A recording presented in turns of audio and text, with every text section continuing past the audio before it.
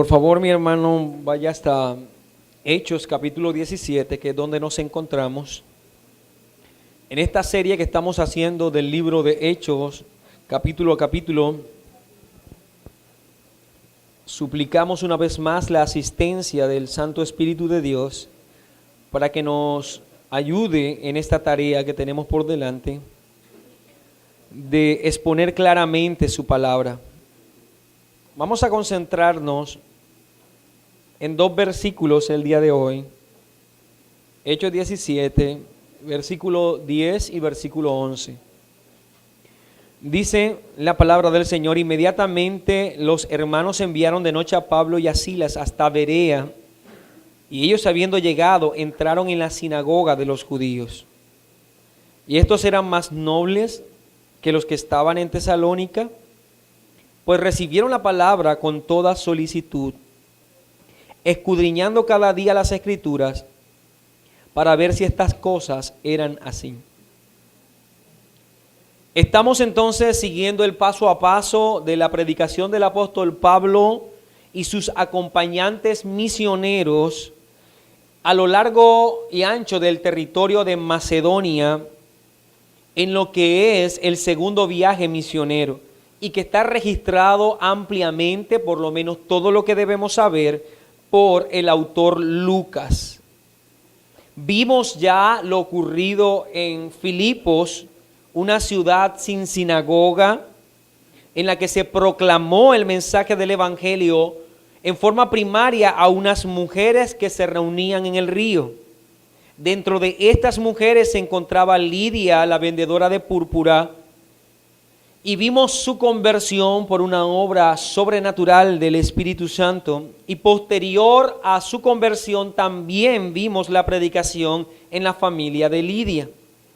Luego entonces se uniría a el pueblo que estaba creciendo como pueblo de Dios una joven con un espíritu de adivinación que es liberada por Pablo, lo que causa que ellos sean encarcelados. Y luego en la cárcel vendría la predicación y la conversión de un carcelero que se pretendía quitar la vida producto de un terremoto que se da en ese lugar, pensando él que los presos habían huido. La conversión de este hombre también fue objeto de estudio y desarrollo de un sermón, como también la de su familia, también producto de la predicación posterior a ello.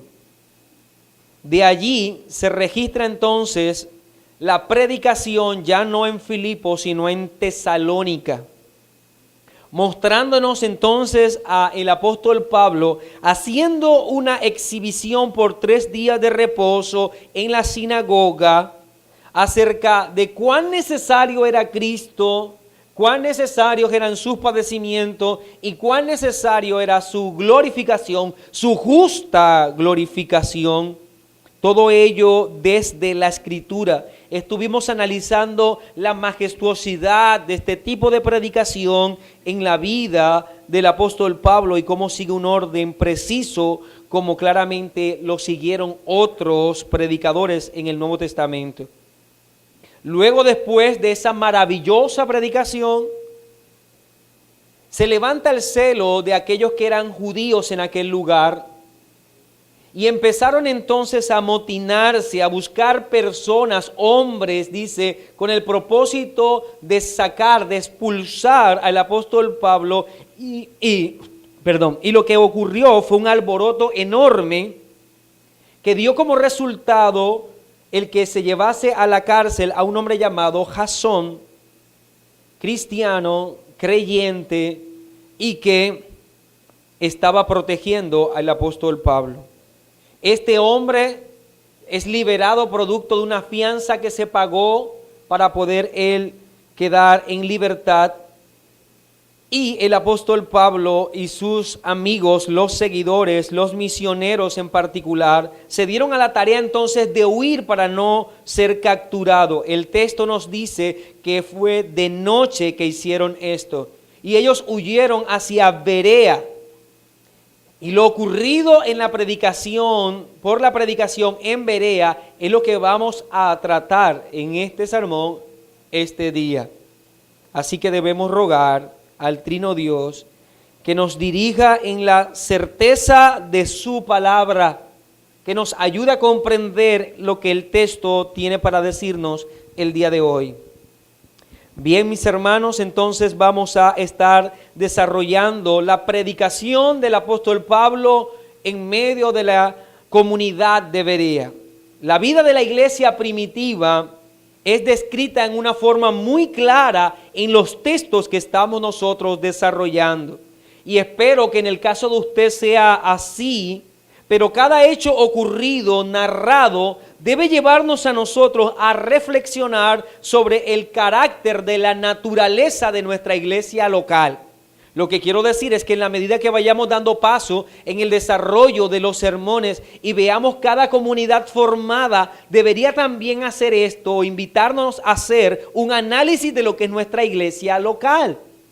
Y yo creo que hoy vamos a ser retados frente a lo que el texto nos dice de la comunidad que había en Berea. Nuestra vida en comunidad, la manera en que adoramos, la forma en que predicamos, la manera en que enfrentamos las dificultades, todo eso debe ser cuestionado desde lo que el texto muestra, desde la actitud misma de la iglesia primitiva. Y es asombroso cómo la iglesia del Señor, además de ser una en esencia, solo una, también tiene múltiples aspectos en cuanto a sus manifestaciones locales. Lo que quiero decir es que podemos pasar de una expresión del carácter de una iglesia local a otra y pueden ser totalmente distintas. En este viaje misionero podemos considerar cómo lo que se formaba en Filipo era muy distinto a lo que se formaba en Tesalónica y cómo el paso que vamos a dar ahora hacia Berea también es un aspecto totalmente distinto de una iglesia local. Todo esto encierra la multiforme gracia de Dios en tomar hombres de contextos distintos y de una manera particular traer a ellos la regeneración por la palabra. Así que yo deseo dividir en algunos puntos este particular, empezando por lo que le he puesto como título, una virtud reconocida. Y quisiera dar también el título que no le he dado todavía. El título de este sermón es una iglesia noble. Una iglesia noble. Y vamos a ver primero una virtud reconocida. El texto nos dice, y esto, hablando de los de Berea, eran más nobles que los que estaban en Tesalónica. No podemos asegurar con exactitud cuándo fue fundada Berea. Ella se encontraba situada a unos 65 kilómetros al sureste de Tesalónica. Era la ciudad que estaba más cercana a Tesalónica. Y lo que nosotros sabemos es que los romanos, 2 siglos antes de la visita del apóstol Pablo a ese lugar, tomaron Berea y la hicieron parte de sus comunidades, de su colonia, de las provincias que pertenecían al Imperio Romano. Era una ciudad muy próspera y que gozaba de lo que se llamaba la Pax Romana. Tenía teatros, bibliotecas, baños públicos, hermosas carreteras, centros comerciales. Era un lugar muy apetecido por los artistas, por los deportistas, porque era una ciudad que permitía todo tipo de expresión, tanto cultural, deportiva, y también era un ambiente que favorecía las distintas manifestaciones religiosas. Eran permitidas en aquel lugar. Entre ellos vemos que a diferencia de Filipo, aquí sí hay sinagoga, porque se permitía que los judíos también adorasen a su Dios. El texto nos muestra una sinagoga. Ahora Pablo desea visitar Berea, es la pregunta que debemos hacernos. Por lo que el contexto nos ofrece, podríamos señalar que en realidad él no quería visitar Berea, sino que fue algo circunstancial. Tenía que huir de Tesalónica y esta era la ciudad más cercana. Por la forma en que él salió, que fue escondida y de noche, Podríamos asegurar que Berea más bien fue un lugar visto como refugio para los misioneros antes que un lugar con la intención propia de visitar. Pero sabemos muy bien que la predicación del pueblo de Dios no viene siendo determinada por las circunstancias, sino por lo que Dios mismo va orquestando. Recuerde, si es por la intención, Pablo estaría en Asia Menor. Él quería ir hacia aquel lugar, pero el Espíritu Santo le dijo que no, era hacia Macedonia, por eso está aquí. Lucas, que es el que registra la historia, constantemente hace unas descripciones maravillosas con el propósito de ubicarnos tanto geográficamente como en un sentido social o político. En este caso hace una descripción particular de la comunidad judía en Berea. Dice que a ellos les llama noble, eran más nobles que los que estaban en Tesalónica. Ahora, ¿qué quiere decir el autor cuando dice que ellos eran más nobles? La palabra como tal, noble, encontramos en el griego que se traduce de distintas formas. Y quisiera yo entonces señalar la palabra y su significado. En griego aparece la palabra eugenes, pero también aparece la palabra euskenón, y también protos. Todas estas tres palabras, en realidad al traducirlas, significan noble, pero en su esencia transmiten ideas totalmente distintas. La primera hace énfasis en los sentimientos, cuando no dice que tiene sentimientos nobles. La segunda habla de un linaje, el de provenir de una familia, de la nobleza. Y la tercera habla de un título, que le llaman título nobiliario, o un cargo. Por lo tanto, aunque se dice noble, puede referirse a una de estas tres. Por lo tanto, cuando habla de los hermanos de Berea, ¿a cuál se refiere? La expresión usada para los bereanos y que hace énfasis el texto es aquella que habla de los sentimientos. Ellos poseían una nobleza particular, eran personas de un proceder noble, de conducta intachable, dignas de estimar, dignas incluso de imitar. El texto nos habla entonces de los de Berea como personas de una conducta de verdad digna de resaltar. Ahora debemos quedarnos con el hecho de que es reconocida esa nobleza. Por lo tanto, se trata de una actitud más que de una posición o más que una línea sanguínea. Es algo que es reconocido por el autor. Ellos en realidad actuaban de una forma muy distinta a los de Tesalónica. Esta iglesia, sin lugar a duda, no iba a ser reconocida o exaltada por el autor por poseer títulos nobiliarios o por venir de una familia en especial. Si hay algo que resaltar de la iglesia, sin lugar a duda, no es su posición en la ciudad. No se trata de que esté compuesta por personas de abolengo o personas que tengan suntuosos apellidos. No porque los mejores apellidos estén congregados en un lugar, esto le va a dar nobleza a una iglesia. No porque los que se congregaban allí eran pudientes o tenían grandes cargos en la ciudad o poseían grandes bienes o eran dueños de las mayores y más grandes empresas.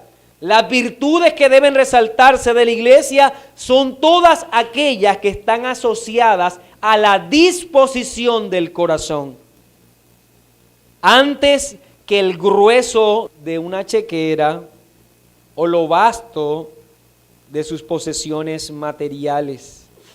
Por lo tanto, estos eran nobles, haciendo referencia a lo que ellos eran desde su carácter como personas piadosas. Yo deseo que veamos, mis hermanos, además de la descripción que se hace de esta nobleza, esta virtud que ha sido reconocida, yo quiero que veamos cómo también el texto describe la nobleza de los bereanos. O sea, no solamente la establece, la reconoce, sino que la describe ampliamente. Y esto quiero hacerlo con el propósito de estimular esta congregación, nuestra congregación, a buscar la misma nobleza de los bereanos. Por el texto podemos reconocer que la nobleza de esta comunidad consistía en tres aspectos. El primero es que ellos anhelaban las Escrituras. Tenían un ferviente anhelo por las Escrituras. Dice, y estos eran más nobles que los que estaban en Tesalónica, pues recibieron la palabra con total solicitud. Cuando se describe esta comunidad, se nos dice que ellos recibieron la palabra con solicitud. En el original, esta expresión traduce con prontitud, con voluntad dispuesta, con apresuramiento.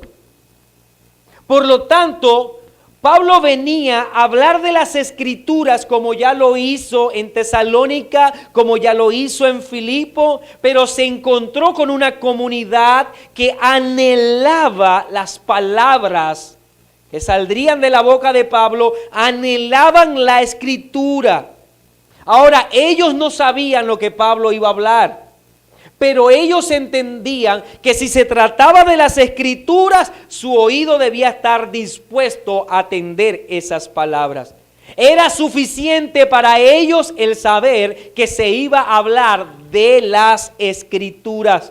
Si Pablo entonces estaba dispuesto a proclamar la palabra, encontraría oídos dispuestos a escucharla. ¿Cuán diferente entonces sería esta disposición a los de Tesalónica que buscaban a Pablo para expulsarlo? Estos hombres y mujeres estaban dispuestos, tenían un corazón que anhelaba escuchar las Escrituras. Pedro nos invita en su carta universal, primera de Pedro capítulo 2, versículo 2, desead como niños recién nacidos la leche espiritual no adulterada, para que por ella crezcáis para salvación. La analogía entonces de Pedro es la de un bebé. Y dice que nosotros debemos anhelar, así como el bebé anhela, desea ser alimentado, porque ese alimento, la leche materna, le sustenta, le nutre. La leche de su madre le dará todo lo necesario para crecer y fortalecerse. De igual modo, el creyente debe anhelar, desear la palabra de Dios. Esto debe ser igual como se anhela, el bebé anhela la leche materna. De la palabra nosotros entonces recibimos todo lo que necesitamos para nuestro sustento espiritual. De la palabra recibimos todo lo que necesitamos para crecer. Todo en nuestra vida espiritual requiere un fortalecimiento que emana solo de la palabra. De ningún otro lado vamos a encontrar esos nutrientes espirituales capaz de llenarnos de fortaleza para enfrentar las distintas enfermedades espirituales que puedan atender o que puedan atacar a la iglesia. Solo de la palabra. Y note que Pedro no dice que ella es para conocimiento. Pedro hace énfasis que ella es para que crezcáis para salvación. El propósito entonces no es solamente conocer por conocer, sino conocer para aplicar, para vivir, para crecer en piedad. Nuestro mayor anhelo no es llenar nuestras cabezas, y no debe ser así, llenar nuestra cabeza de información para decir que sabemos algo. En realidad debemos anhelar la palabra para vivir, para crecer en piedad. Mientras estemos en este mundo, mi hermano, debe ser la palabra de Dios lo que más debemos anhelar. ¿Por qué? Porque ella dirige nuestra mirada de este presente siglo malo a la gloria eterna. Porque ella nos muestra la voluntad de nuestro amado Señor y nos capacita para ir en pos de esa voluntad. Vive el creyente ajustando todos los días su vida a la luz de la palabra. Si hoy tienes que abandonar algo, si hoy tienes que afianzar algo en tu vida, es porque la palabra de Dios te lo enseña. Por lo tanto, en realidad lo que tú más necesitas, tanto como un bebé que necesita la leche materna, es la palabra de Dios. Estos hermanos anhelaban, tenían un anhelo ardiente por escuchar predicación, exposición de la palabra. El salmista lo dice de la siguiente manera en el Salmo 119, versículo 40.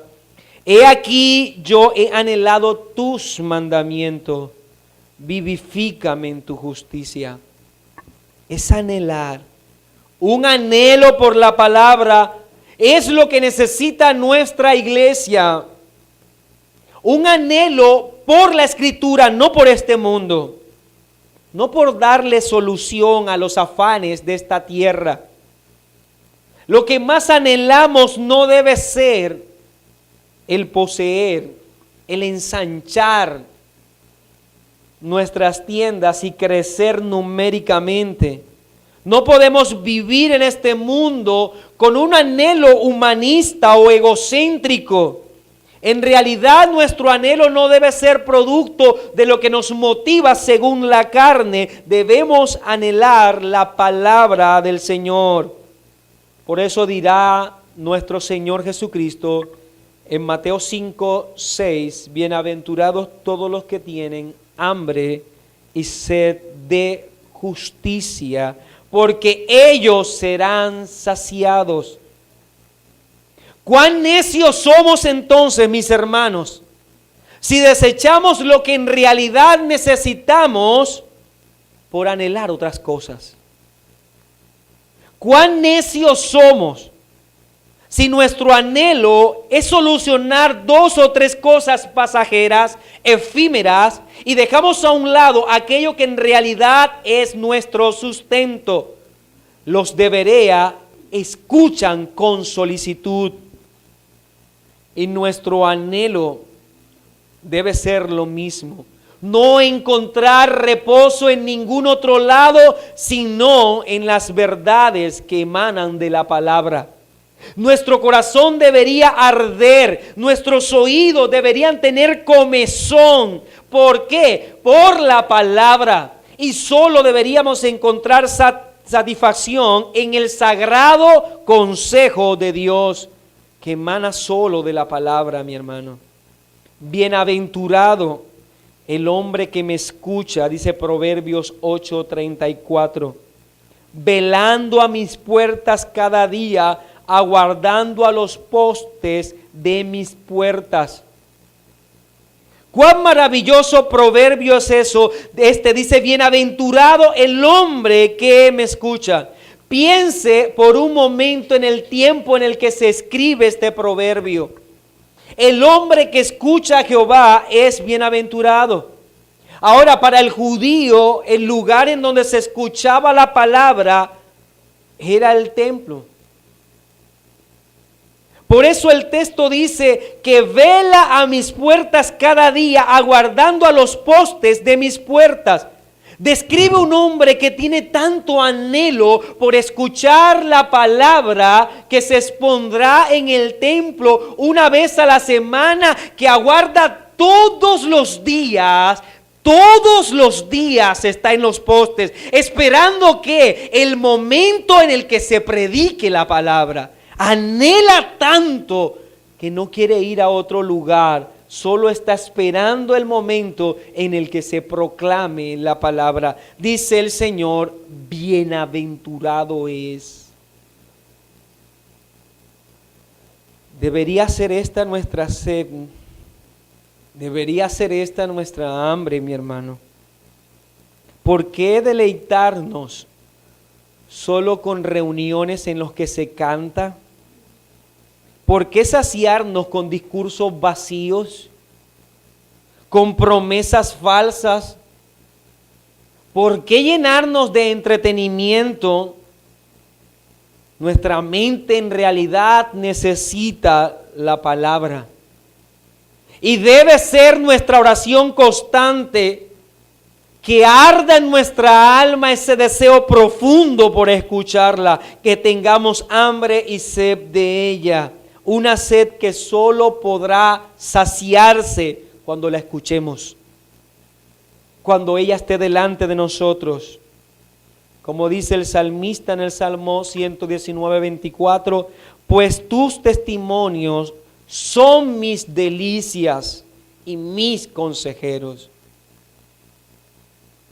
Cuán diferente sería nuestra vida aquí y ahora en este mundo si la nobleza que nos caracteriza a nosotros como iglesia sea un apetito insaciable por la palabra. Mi hermano, serían menos tus pecados, serían menos tus conflictos, menos tus dolores si anhelaras la palabra. La nobleza de la iglesia de Berea consistía en un ardiente deseo por escuchar la palabra. Estaban solícitos a atenderla a ella. Nuevamente, mi hermano, yo te invito, ora a Dios pidiendo que esto sea una realidad en ti.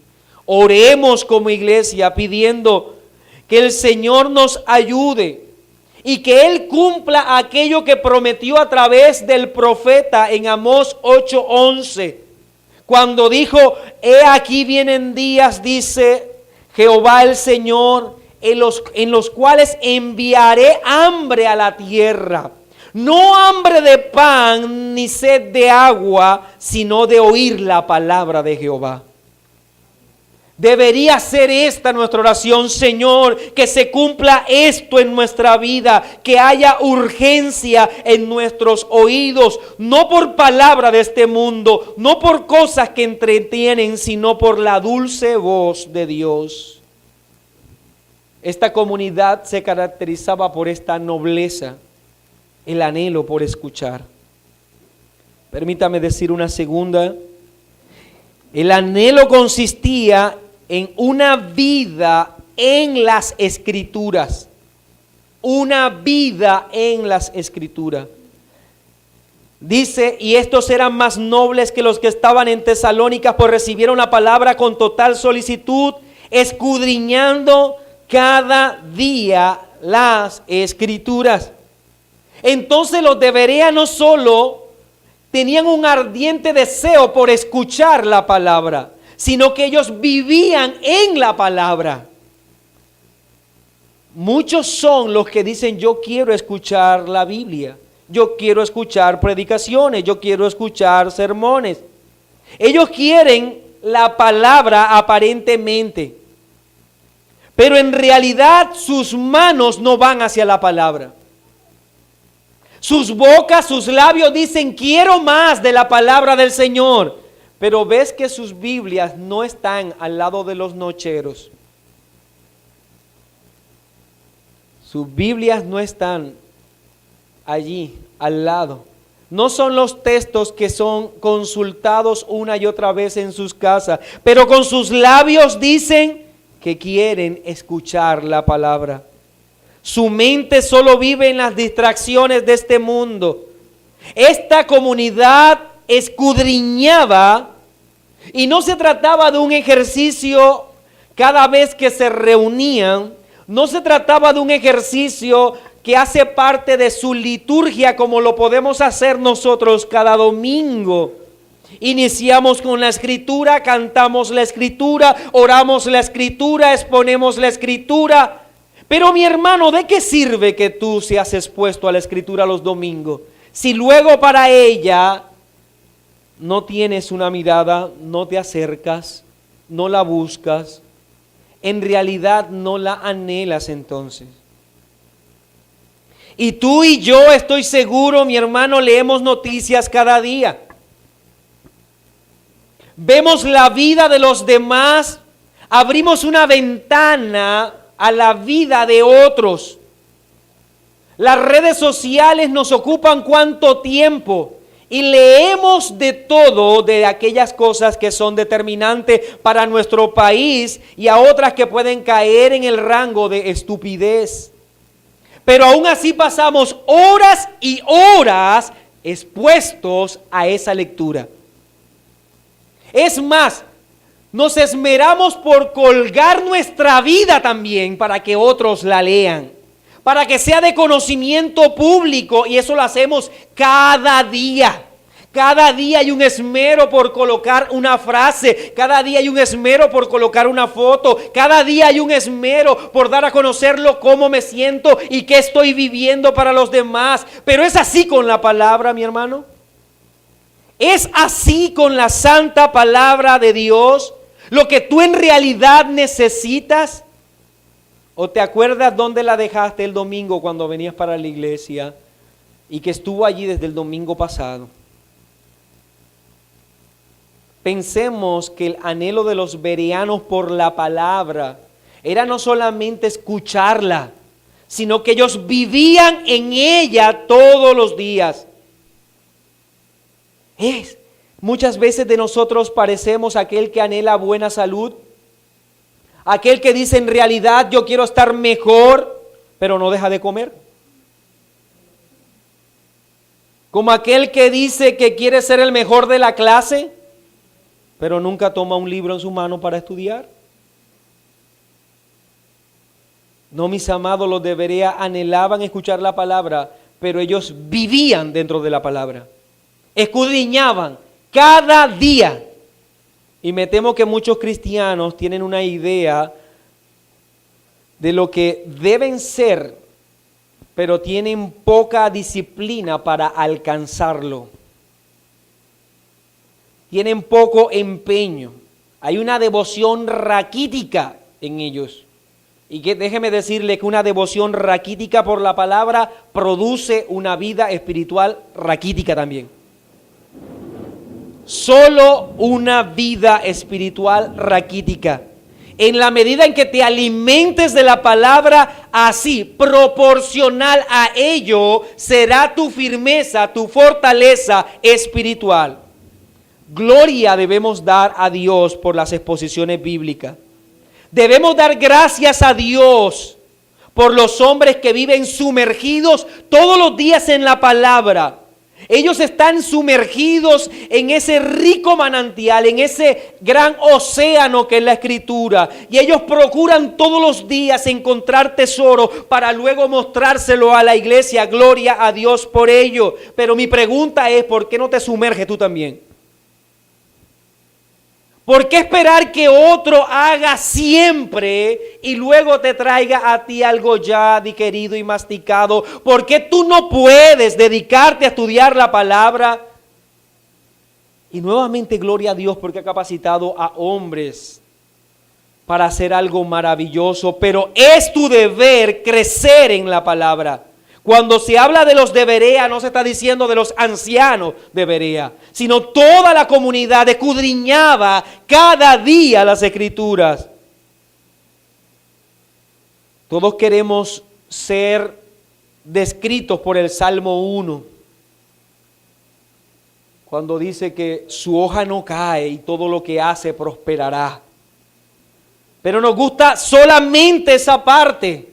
Pero no nos gusta cuando dice, sino que en la ley de Jehová está su delicia y en su ley medita de día y de noche. Y no separa el texto, no puede prosperar en lo que hace este hombre si no medita en la palabra de Dios de día y de noche.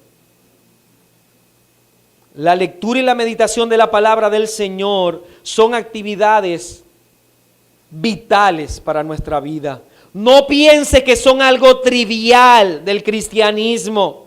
No se trata de que usted debe acomodar en su día y es algo de verdad que ofende la misma dignidad que tiene la palabra de Dios. Escuchar a algunos cristianos decirnos que tengo que ver cómo ubico en mi día tan apretado la lectura de un texto bíblico. Es que no tengo tiempo para ello.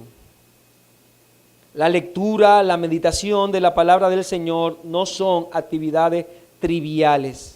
No se trata de puntos que tú debes acomodar en tu apretada agenda. No debe verse como un pasatiempo o como ocupaciones diversas del día. La sagrada voluntad de Dios es lo más importante. Es más, mi hermano, es más importante que tu propio respirar. Porque tu respirar sostiene un cuerpo que al final va a morir. Pero la palabra del Señor sostiene tu alma, que es eterna. Así que la palabra del Señor, de ella depende tu mañana, de ella depende tu futuro, de ella depende tu eternidad. Cada día debes tratar con tus pecados. Por eso la palabra es necesaria. Cada día vas a ser tentado. Por eso la palabra es necesaria. Cada día debes recordar que eres peregrino en este mundo, por eso la palabra es tan necesaria. Cada día enfrentarás tribulaciones, por eso la palabra es tan necesaria. Cada día debes predicar el evangelio, por eso la palabra es tan necesaria. Está reservada para quienes, para los que entienden la necesidad de ella. Un día sin la palabra del Señor debe ser para ti como un día con una profunda debilidad, con un hambre que mata y parte el cuerpo y la imposibilidad de encontrar comida. El no venir a la Escritura un día debería ser para ti todo un día de dolor.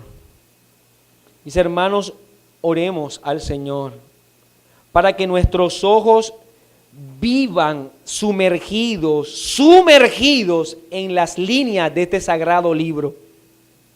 Que podamos apreciar cada consejo de la palabra y que podamos decir como el salmista, cuán dulce es a mi paladar tu palabra, más dulce que la miel que destila del panal.